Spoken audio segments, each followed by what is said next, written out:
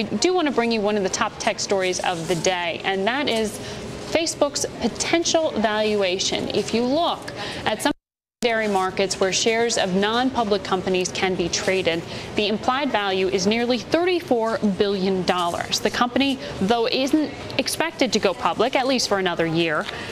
How do they get this valuation? Financial Times had the story this morning. It caught our attention, and that's why we call it Jay Ritter. He's a finance professor at the University of Florida, and he consulted for Google when that company was planning its IPO 6 years ago.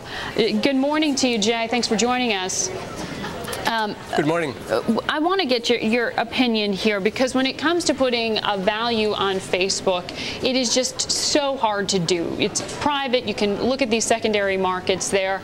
I know the last time we saw a valuation, it was, what, $15 billion based on what Microsoft took as a stake, and there were questions about the preferred shares that were embedded there and what they had done perhaps to distort the value. Do you believe this $34 billion valuation?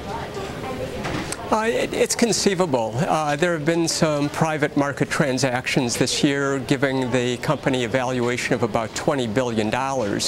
It's been reported that its revenue this year is about $1 billion, giving it a 20-to-1 market value to sales ratio, or at the $34 billion valuation, a 34-to-1 ratio.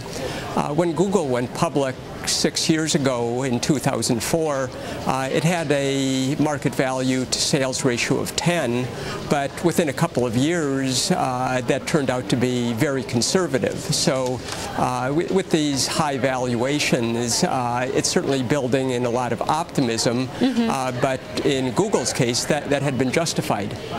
Yeah, the question of how justified this number is really what has so many people sort of raising an eyebrow at it, because the implied valuation based on this story, which is looking at the secondary market valuation, would give that company an implied valuation greater than eBay and greater than Yahoo.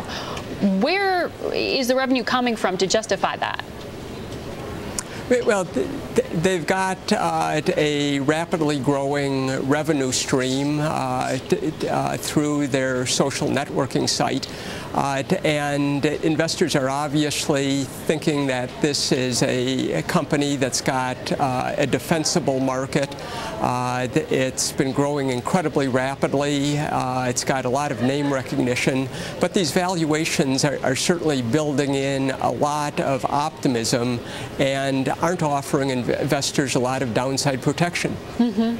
Well, we wanted to get your take because of your experience with Google, and we'd love to keep track of your opinion as they potentially move closer to going public. Jay Ritter, thanks for joining us from the University of Florida this morning.